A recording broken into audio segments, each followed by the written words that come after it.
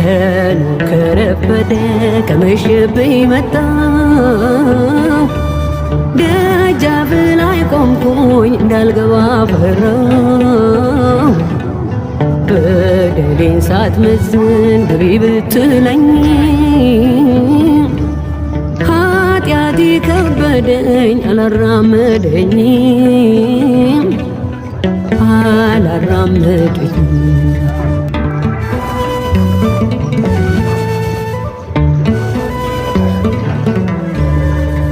የሰው ዕድሜው እኮ አጭር ነው ጥቂት ነው እንዴት ነው ሳላውቅህ ዘመኔ ያለቀው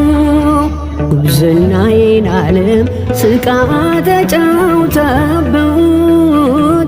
እንዴት ብዬ ልርገጥ ደጅህን